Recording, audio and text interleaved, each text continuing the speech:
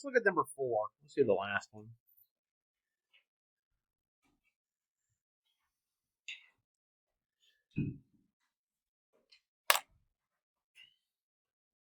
We've got a cable stretched from a pole on level ground to a pole that's on a hillside. Gives you the angle of elevation from the bases of the poles from one pole, from the pole on the ground to the level ground to the one on the hill. It gives you a couple of distances, and then it wants to know how long the cable is.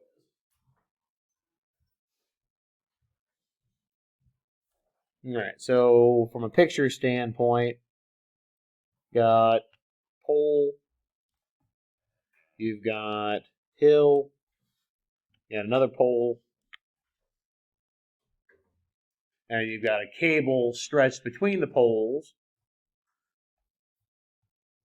I'll draw it. Well, it doesn't really matter how I draw it. I'll draw it this way.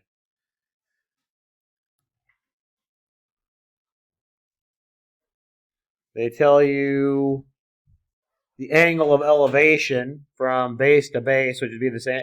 Assuming the poles are the same height, it'd be the same. No, I should probably draw it the other way. I should probably draw it down here. Doesn't really matter. Say we go this way. Probably a little bit easier. This distance here should be the same as the one that's on the ground. They tell you what pieces of information, now that we have a triangle, what pieces of information do we have for this triangle?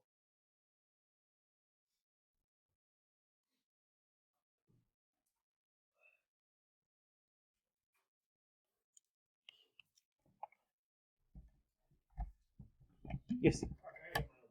Oh, sure.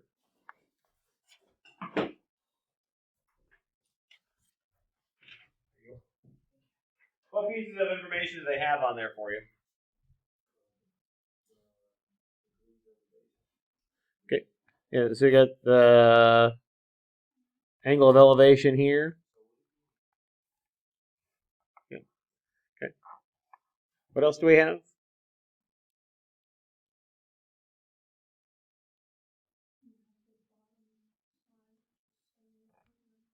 Okay. Got that button. What else do we have?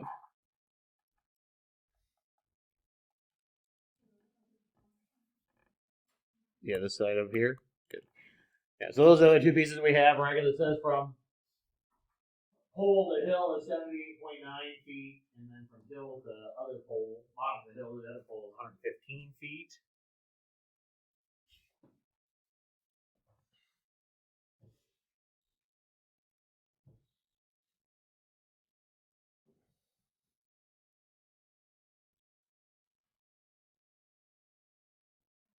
Yeah.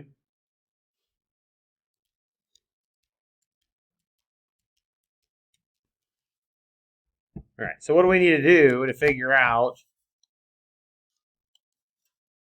that third side?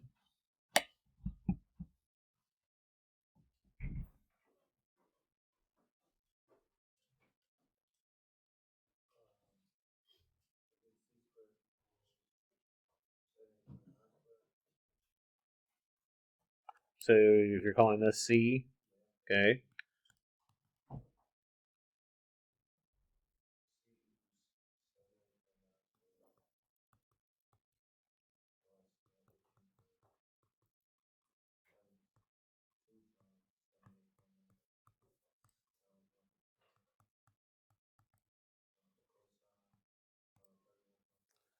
Okay, so remember, if I'm going to use law of cosines, what has to be true about this angle relative to this side? They're going to be on the opposite of each other, right? So do I want to use a 31.4 there? No, I can't use a 31.4 there, right? So I need to know something about, if I'm going to use law of cosines, I need to know something about that angle, right? So right now I have two pieces of information that's missing. Yeah.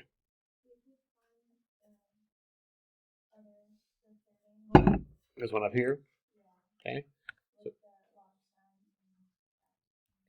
Okay. So if I call that alpha, what would I set up to do that?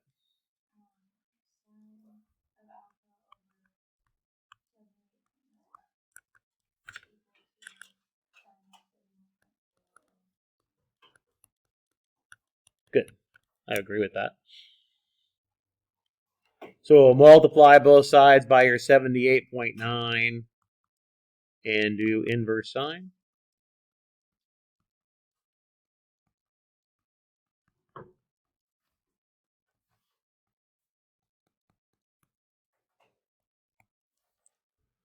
And if we do that computation, what do we get?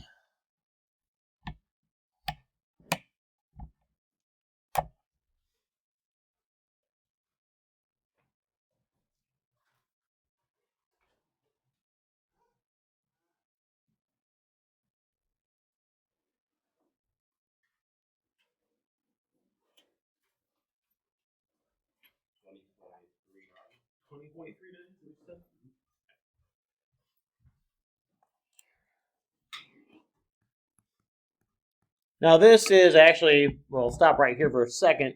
This is a good review for the exam. Notice that really what we're doing first is finding out what that angle is using the law of sines. That's our ambiguous case, right? So you should check to see if there's a second triangle. Now in this case, it doesn't make sense that there would be a second triangle, right? Because this angle better be obtuse here. But in general, if you're solving a triangle, not from an application standpoint, but if you're solving a triangle, if you find an angle first using law of sines, you should always check to see if there's a second triangle.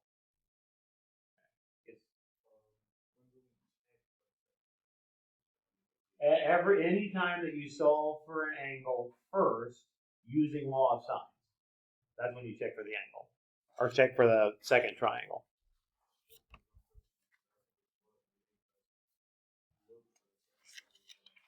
Literally, the fact that we found alpha first using law of sines.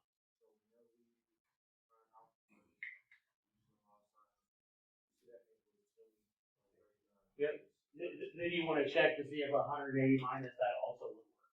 It won't in this context, but in general, you should always check to see if there's a second one. Because if I do 180 minus that, I get something about 160. If I add it to 31, I get something bigger than that. Like there won't be a second triangle. Yeah. All right, now that we have alpha, can we figure out what gamma is? Yeah, you can do the 180 minus the 31.4 minus the 20.39 and get what? Say again? 128.21. And now we can plug that in for the gamma into our law of cosines.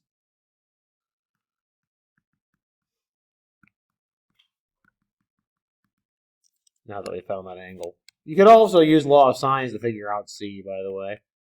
Nothing. Either way, you should get the same answer. Either that or the math is all wrong, and we've been wasting the last 2 weeks. Okay, you might consider the last 2 weeks a waste anyway. Who knows? But if you don't get the same answer both ways, then really we've wasted time. What do you get for C if you simplify all that arithmetic? Take your square root of both sides.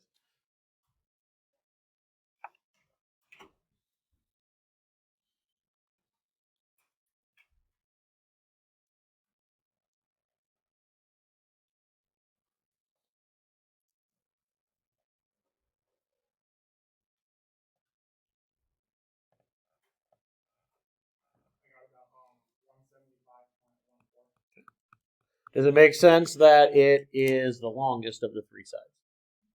Why does it make sense that it's the longest? Yeah, it's across from the biggest angle. Exactly right. Yep, good.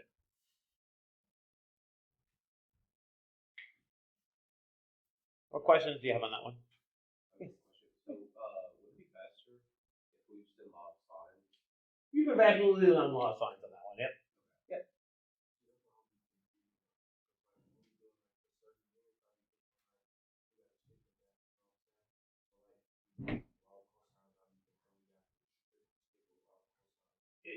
Whatever information you have, you can use either of them. Yeah. So in this case, we could have said, well, after we found this 128, we could have done the sine of 128 over C equals the sine of 31.4 over 115.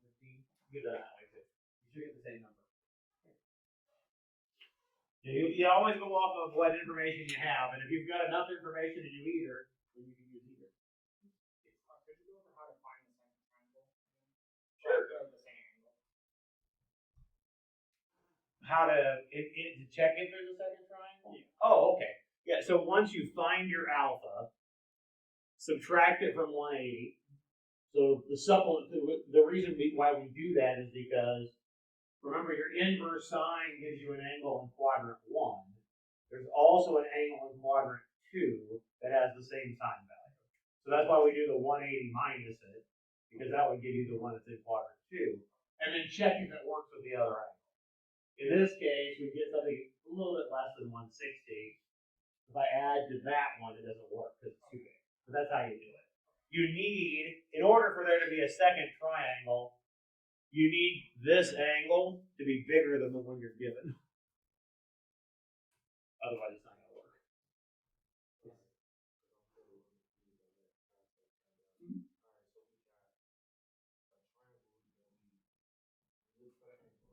Yep. Yes.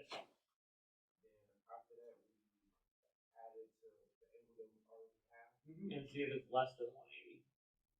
Because it has to work as a triangle, right? You have to have all three angles add up to 180.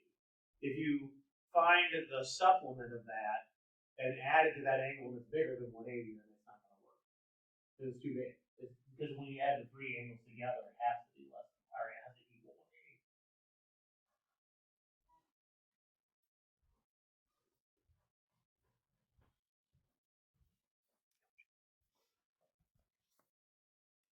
Other questions on that?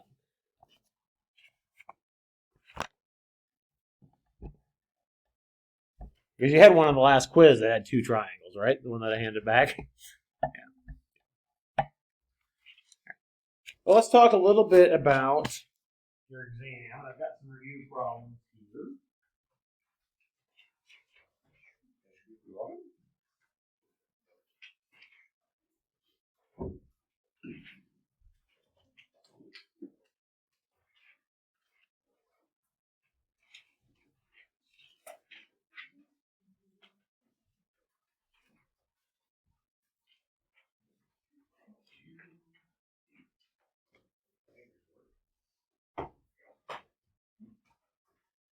All right, so remember your exam is going to be over the stuff that we talked about that was on the take-home quiz, where you got, it'll be a sine or a cosine function. I'm not going to do tangent. Okay. On your quiz, there was a tangent. It'll be a sine or a cosine. Okay. Where I give you the graph, give you a couple of points on the graph, and you need to figure out the A, the B, the C, and the D. It'll be just like what you had in the take-home quiz. It'll be just like, I don't have the review actually posted on the screen. It'll be just like 4, 5, or 6 on the review. Right? Literally just like that. Okay? So that was the first thing that we covered after we took the first test. Then we did inverse functions. Right? So again, just like on your first exam, there was a non-calculator part. There will be a short non-calculator part. There's 5 things you have to do. Okay? Very short, 1 page, 1 side and 1 page. Okay? It'll be like the problems that you have there that are A through G on that first problem. And the non-calculator part. Literally, do you know inverse sine of -1/2 or inverse sine of -1/2, that kind of thing? And do you know how to do the simplifying of the composition, right? A sine of a sine inverse or a cosine inverse of a cosine, that kind of thing. 5 parts. You probably guess what it's going to look like. Okay? 5 parts, that's it. That's the non-calculator part. It should be quick. Okay? Then calculator part. So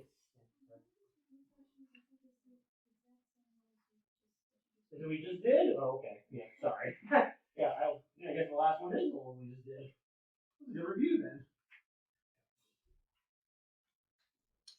And then your calculator part, The problems that look like H, I, J, K in the first one, that would be on the calculator part, because we set up triangles to be able to do those. Right, so that's what we did in the inverse function section, as well as using inverse functions to help solve things. We're going to do more of that later, because we're going to do solving trig equations later on here, actually in the near future. Okay. So we'll be doing more with inverse functions, so it's not like they're going to go away. All right. But what I'm more interested right now is, do you know the exact values for your inverse trig functions, and can you use them to solve problems involving log sines, log cosines, to be able to find the angles? So right now we're using that in a very limited sense. We'll expand it to help us solve equations. All right, so notice that number 2 there would be just do a straightforward right triangle and do an inverse trig function to find your angle.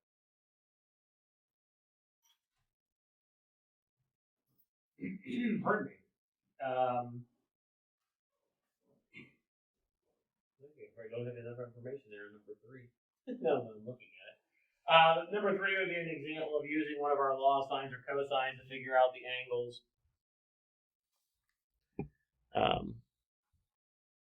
Oh no, you're good enough. Anyway, doesn't matter. 4, 5, and 6 I already just mentioned. Notice that 7 through 11 are solving the triangles. Right? So either using log sines or cosines, depending on what you're given to start with. 12 is another one that would be using log sines or cosines, getting the angle or getting the triangle set up. And like Samantha said, we just did 13. Again, shouldn't be a surprise. That's problems wrong there. Yet make sure that you know, as far as your triangles, when you're solving the triangles, when you have no triangle, right? That one's actually pretty easy, right? You're using log sines and you get sine of an angle is bigger than 1. Right? And you know you want a triangle.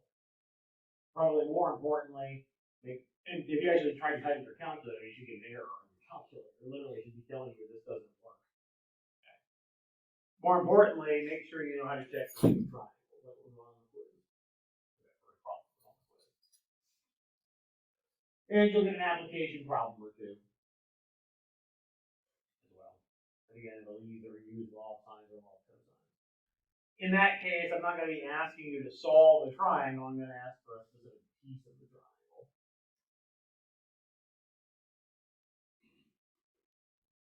Any questions at all or anything related to the test? Question. Yeah. The application. Yeah, for the one we're just doing, question 3 was any question like the similar to the thing like comments or It would be more of a setup like we did with the other ones.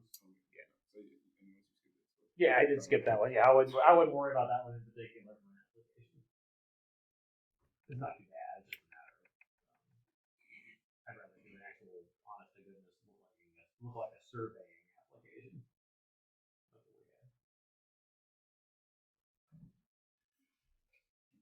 Other questions, test related? All right, well, you're welcome to stay, work on the review. If you'd rather work on the review on your own, you're also welcome to go. Either or is fine with me. I'll be up. I gotta be here anyway at 11 for our next class. I'm not more than here. But if you want to stick around and work on some problems, making sure you're doing them correctly, great. If you're comfortable doing a review on your own. By the way, I've already posted the review and the answers on Moodle. So the answers are already there. So whatever you decide to work on it. Either or works for me. I don't care. That's on there, yeah. Yeah. Just everything off the bottom. Yeah, that's right. And the problems like this. Yeah. All right. Have a good one, everybody. If you're leaving. I'll see you on Monday. I hear lots of packing up, so I figure people are